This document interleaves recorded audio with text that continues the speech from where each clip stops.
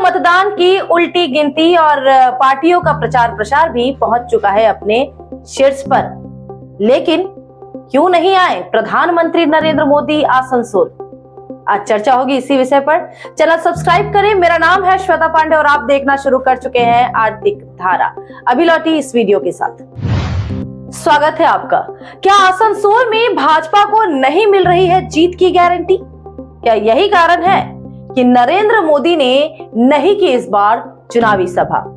क्या वे अपनी बदनामी से रहना चाहते हैं दूर? लग ना जाए टैग, चुनावी सभा कर भी दिला ना पाए जीत। पिछले 3 आम चुनावों में पहली बार हो रहा है ये, जब भाजपा के सबसे बड़े स्टार प्रचारक नरेंद्र मोदी नहीं आ रहे हैं आसनसोल चुनावी प्रचार में। जी हां, सही सुना आपने।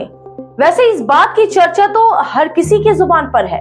आखिर हो भी क्यों ना, पूरे देश में इकलौते वे ऐसे नेता हैं जिनकी सभा बदल देती है वोटरों की मानसिकता।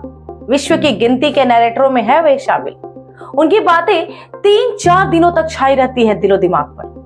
2014 में आए आसनसोल, विकास के नाम पर मांगा बाबुल सुप्रियो को संसद में, और 2019 में जब आए आसनसोल तो सेना के मनोबल के पक्ष में बाबुल की उपस्थिति मांगी संसद में। लेकिन एसएस अहलुवालिया को नहीं मिल रहा है इस समय उनकी सभा का लाभ। तो क्या पड़ेगा इसका चुनावी रिजल्ट पर असर? आज करते हैं इसी मुद्दे पर चर्चा। पूरा वीडियो देखिएगा जो खोल देगा सवालों के कई बंदगांठों को। वर्ष 2014 में थे नरेंद्र मोदी भाजपा के प्रधानमंत्री के घोषित उम्मीदवार। विभिन्न चरणों में होने थे चुनाव। 7 मई को आसनसोल में हुआ था चुनाव। शहर के पोलो ग्राउंड में सभा को किया था संबोधित। जबरदस्त उल्लास था भाजपा समर्थकों में। अधिसंख्य थे हिंदी भाषी युवा। देखिए क्या कहा था नरेंद्र मोदी ने।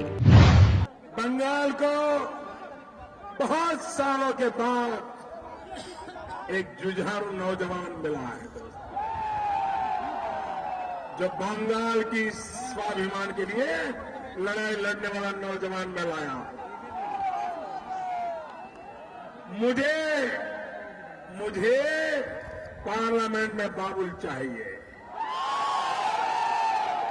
आप मेरा इतना काम कर दीजिए भाई।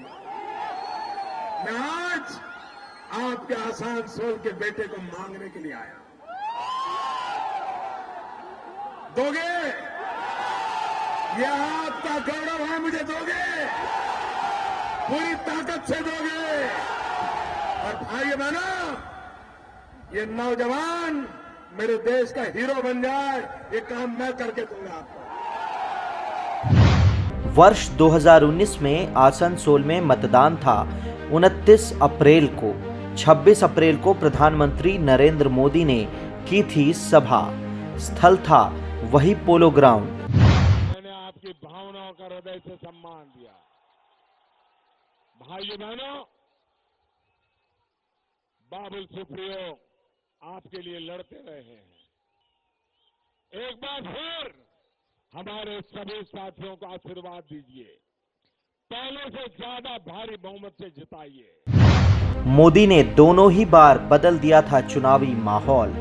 वर्ष 2014 में जीत मिली थी 70,000 मतों से। भाजपा ने अपने बलबूते जीती थी यही इकलौती सीट। दूसरी सीट थी दार्जिलिंग की, लेकिन वहां समर्थन था गोरखालैंड आंदोलन का। 2 मार्च 2024 में पवन सिंह घोषित किए गए आसनसोल से उम्मीदवार। बाबुल सुप्रियो ने किया था उन पर करारा हमला, लेकिन लपेटे में लिया था प्रधानमंत्री मोदी को भी। लिखा था, प्रधानमंत्री सर जरूर आएंगे पोलो ग्राउंड में पवन सिंह के समर्थन में सभा करने।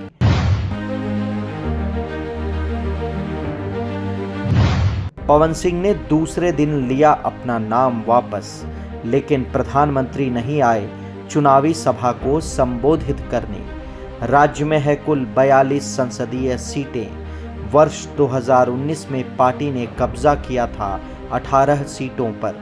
इस बार टारगेट है 35 सीटों का। यूपी, बिहार, झारखंड में घटने वाली सीटों की भरपाई हो रही बंगाल।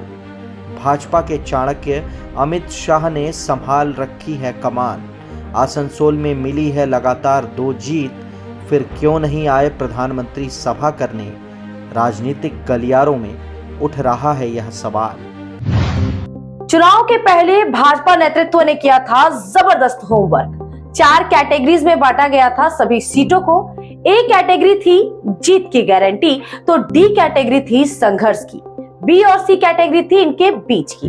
पहली सूची में उन सीटों के प्रत्याशी हुए घोषित जो थी ए और डी कैटेगरी की। आसनसोल था डी कैटेगरी में, इसलिए पहली सूची में नाम आया पवन सिंह का, ताकि पार्टी उन्हें सामने रखकर कर सके पूरी तैयारी। लेकिन खेल बिगड़ गया भाजपा का, नाम लेना पड़ा वापस पवन सिंह को। अंतिम दौर में घोषित हुआ अहलुवालिया का नाम। डी कैटेगरी में नहीं हो सका बहुत अधिक काम। नरेंद्र मोदी ने नाम काटा अपने दौरे से आसनसोल का, लेकिन जो नेता मिले आसनसोल को उनका भी नहीं हो सका अधिकतम उपयोग। भले ही प्रधानमंत्री की सभा न मिली आसनसोल को, लेकिन पार्टी के फायर ब्रांड नेता योगी आदित्यनाथ की हुई थी सभा। लाभ नहीं मिला उनकी सभा का। उनकी सभा हुई खांद्रा में, जो है ग्रामीण बंगाली बहुल इलाका। यदि उनकी सभा कुल्टी, आसनसोल या रानीगंज में होती तो भारी असर पड़ता बिहार, यूपी से जुड़े वोटरों पर। लेकिन मौका चूक गई अहलुवालिया की टीम। दूसरे बड़े नेता मिले सिने स्टार मिथुन चक्रवर्ती। उनका रोड शो हुआ आसनसोल के एसबी गोराई रोड से लेकर मोहिशिला कॉलोनी तक। मोहिशिला में अधिक आबादी है बांग्लादेशी रिफ्यूजियों की। पिछले 2 चुनाव में भारी समर्थन मिला था भाजपा को। देखना होगा मिथुन के रोड शो का असर। केंद्रीय कानून राज्य मंत्री अर्जुन राम मेघवाल ने किया कैंप, लेकिन वे सीमित रहे राजस्थान से जुड़े व्यवसायियों के बीच। बिहार से आए यूट्यूबर मनीष कश्यप तो दिल्ली से आए सांसद मनोज तिवारी। रानीगंज में कराया गया उनका रोड शो। यदि इनका रोड शो होता आसनसोल रेल पार के इलाकों में तो पार्टी को मिलता भरपूर लाभ। रेल पार में भोजपुरी भाषियों की संख्या ज़्यादा है, जो है भाजपा के समर्थक। भाजपा प्रदेश अध्यक्ष डॉक्टर सुकांत मजूमदार ने रोड शो किया बनपुर में। यह है गैर बांग्ला भाषी बहुल इलाका। उनका रोड शो ग्रामीण इलाकों में हो सकता था अधिक लाभदायक। अमित शाह का रोड शो रखा गया है रानीगंज में। यदि उनकी सभा होती आसनसोल में तो मोदी के न आने के घाटे की हो सकती थी क्षतिपूर्ति। रानीगंज नहीं है महकमा भी, रह गया है सिर्फ व्यावसायिक शहर। आसनसोल है जिला मुख्यालय। यहाँ की सभा से संदेश जाता पूरे संसदीय इलाके में। तृणमूल ने अपने राष्ट्रीय महासचिव अभिषेक बैनर्जी का रोड शो रखा है आसनसोल में। है यह इस बात का सबूत तृणमूल की है बेहतर रणनीति भाजपा से। चुनावी प्रचार में प्रधानमंत्री नरेंद्र मोदी का ना आना और अमित शाह का जिला मुख्यालय से दूर रहना, बड़े बड़े स्टार प्रचारकों का सही उपयोग ना होना, क्या इसका पड़ेगा असर भाजपा के चुनावी परिणाम पर?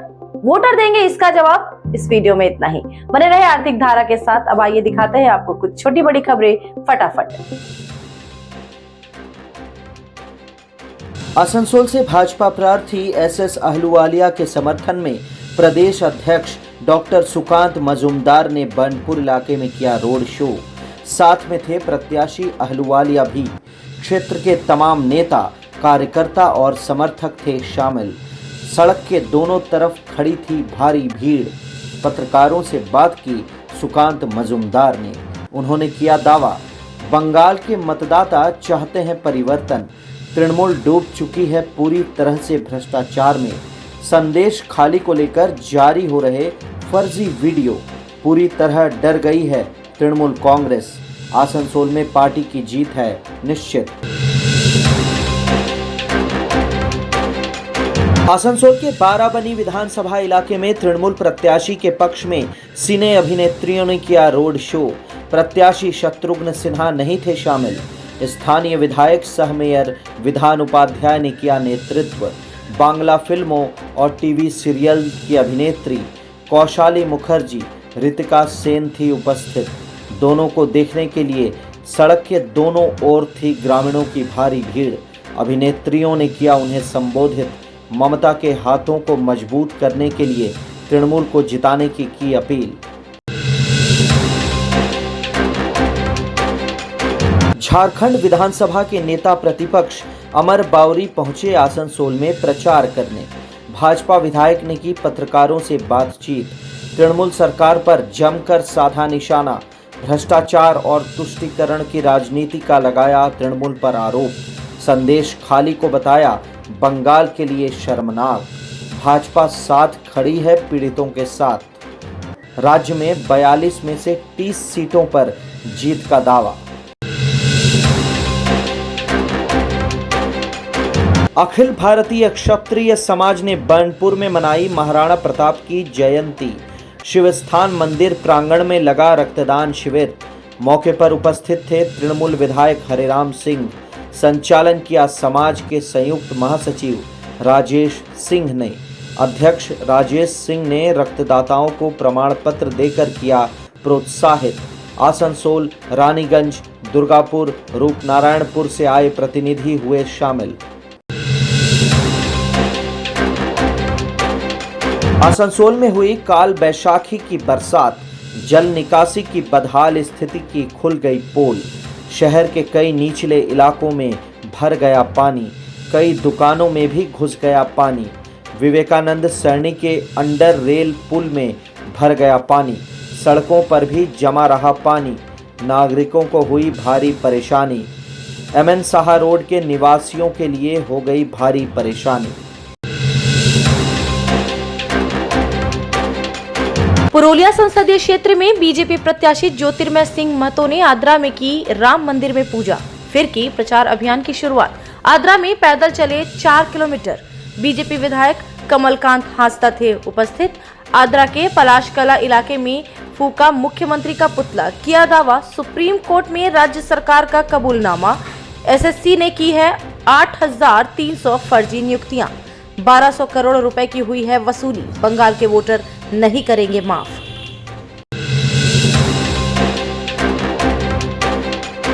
झारखंड के समीपवर्ती निरसा की लखी माता कोलियरी में यूजी माइंस में हुआ विस्फोट। 3 मजदूर गंभीर रूप से हो गए घायल। बेहतर इलाज के लिए किए गए साकतोड़ी अस्पताल में रेफर। कोयला उत्पादन के लिए पहले हुए थे 45 बारूद विस्फोट। ड्रिल चलाते हुए जोरदार विस्फोट। बीसीकेयू के नेता अगम राम ने प्रबंधक को बताया लापरवाह। कवि गुरु रविंद्रनाथ टैगोर की जयंती पर रानीगंज में कई कार्यक्रम। कुमार बाजार इलाके में आमरा आची युवा संघ ने मनाई जयंती। आयोजित हुए विभिन्न सांस्कृतिक कार्यक्रम। 70 बच्चों ने लिया हिस्सा। सचिव प्रकाश दास, सुप्रियो चक्रवर्ती, अंजना दत्ता, पीयूष दे, सुमित गोराई, अरुमोई कुंडू थे मौजूद।